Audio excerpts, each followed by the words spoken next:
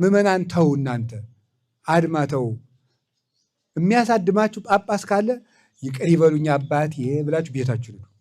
የሚያሳድገው አድማ ተከተሉኝ የሚላችሁ ከሆነ መነኩሴም ቢሆን ይቅር ይበሉኝ አባቴ ብላችሁ ቤታችሁ ነው። የሚያሳድማችሁ ቄስ ካለ ይቅር በሉኝ፣ እኔንም ቢሆን እንዳሰሙኝ። እኔ ለአድማ የምፈልጋችሁ ከሆነ አትምጡ። አዎ ቤተ ክርስቲያን ዛሬ ቤተ ክርስቲያን ድንጋይ እንኳን በክርስቶስ ስም ሲጋጠም ሰው መጋጠም ይቀተው፣ ሰው አንድ መሆን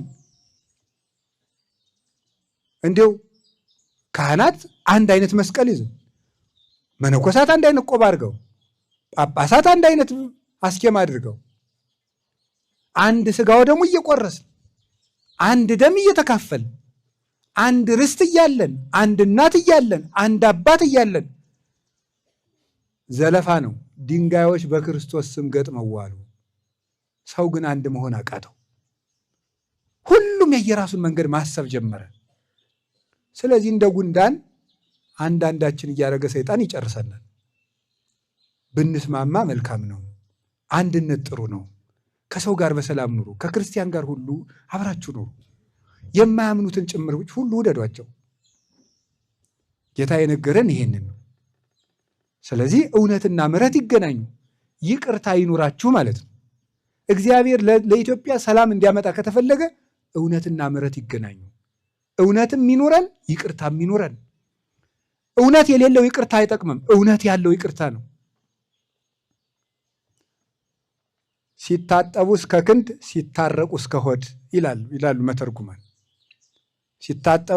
ሲታጠቡ እስከ ክንድ ሲታረቁ።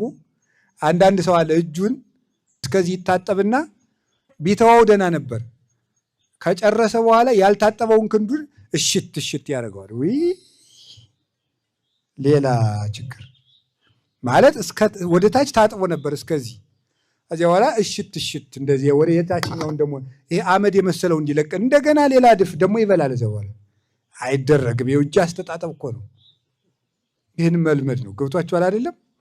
አሁን ልትበሉ ከሆነ እጃችሁን ታጥባችሁ በታጠባችሁበት እጃችሁ ደግሞ ፊታችሁን አይደረግም። ልትበሉ አይደለም ባክቴሪያ ያለው ይሄ ነው ስገም። ለካ ሐኪሞች አሉ ይቅርታሽ። ስለዚህ ምንድን ነው እስከ ክንድ የድፍ ቀሪ አስቀርታ አትታጠብ፣ አስቀርታ አትታረቅ፣ አውልቀት ለጣረቅ ነው። እውነትና ይቅርታ ይገናኙ። በቤተ ክርስቲያን አባቶች መካከልም በመምህራን መካከልም በካህናት መካከልም በትልልቆቻችን አባቶች መካከል እውነትና ምሕረት ካልተገናኙ ኢትዮጵያ ምሕረት አታገኝም። ቤተክርስቲያናችን ምሕረት አታገኝም። ግፉም ስደቱም መከራውም ይቀጥላል። እውነትና ምሕረት መገናኘት አለባቸው። ዛሬ እውነትና ምሕረት ተገናኝተዋል። በድንግል ማርያም ማህፀን መለኮትና ትስብእት ተዋህደዋል። የእግዚአብሔር የ5500 ዘመን ፍርዱና የዘላለም ይቅርታው ታርቀው ተስማምተው አዳምን አድነዋል። የሰው ልጆችም የክርስቶስን ምሕረት ጠግበዋል። በምሕረት ዘመን ጨካኝ አይኮንም፣ ይቅርታ ይኖራል። ማንም ሰው የዘራውን ያጭዳል። በጠላት እንኳን ውድቀት ደስ ሊለን አይገባም። እውነትና ምሕረት ተገናኙ። ያገናኘልን አምላክ ክብር ምስጋና ይግባው።